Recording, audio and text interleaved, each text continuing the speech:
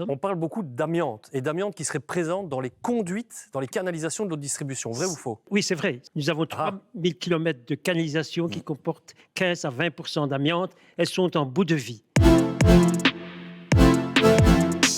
Tôt ou tard, elles vont libérer des fibres d'amiante.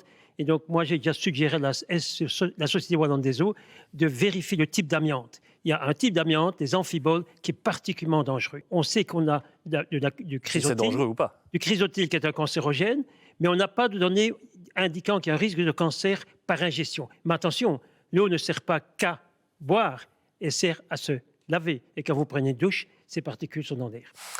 Il ne serait pas temps de se décider tout doucement à remplacer ces canalisations qui peuvent présenter un danger pour la population? Tout à fait. Et au niveau wallon, ça fait déjà en fait un moment qu'on est sur ce dossier, notamment des conduites en amiante ciment. Et ce qui a été établi, c'est qu'il y a eu plusieurs tests qui ont été faits sur ces conduites, mais aussi sur l'eau du robinet, directement chez la personne qui consomme. Et tous ces tests sont revenus négatifs. Et ça, il faut le savoir. Je ne dis pas qu'aujourd'hui, on doit en rester là, pas du tout. Je pense qu'il y a un principe de précaution qui doit prévaloir parce que la santé, évidemment, c'est le bien le plus précieux et qu'il faut pouvoir rassurer la population.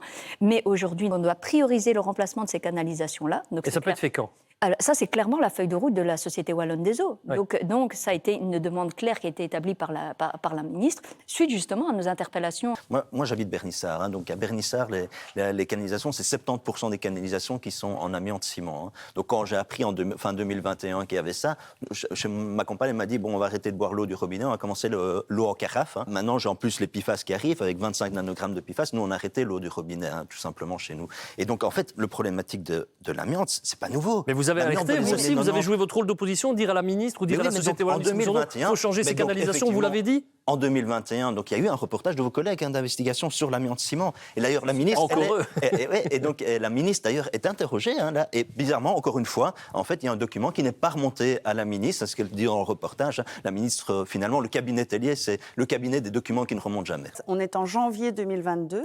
Comme bourgmestre, nous sommes membres d'un comité de secteur pour la Société Wallonne des Eaux. Dès la diffusion de cette émission, les bourgmestres ont été réunis. On nous a fait un point de la situation. Mais s'il n'y avait pas eu l'émission, je pense qu'on ne parlait jamais de cette problématique-là. Mais la ministre Tellier, elle est là depuis 2019. C'est des canalisations qui sont là depuis 50 ans.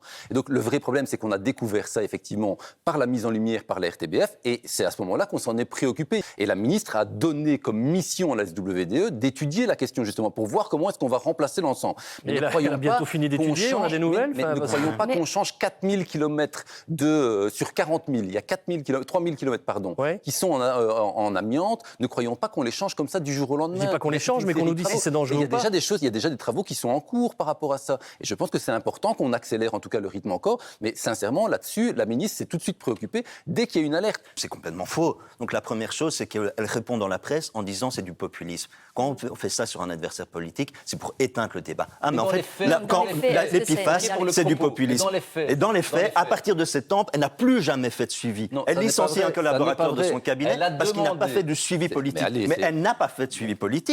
À partir de septembre 2021 jusqu'à maintenant 2023, elle n'a jamais fait de suivi politique sur la problématique. Et ça, c'est sa responsabilité. La demande du monitoring, j'entends bien. C'est des choses très clairement que la ministre a demandé. Et si aujourd'hui on est en capacité d'analyser les 20 faces, c'est parce que la ministre justement avait anticipé les choses. Au-delà de ça, la ministre en tout cas s'est préoccupée des PFAS dès le début.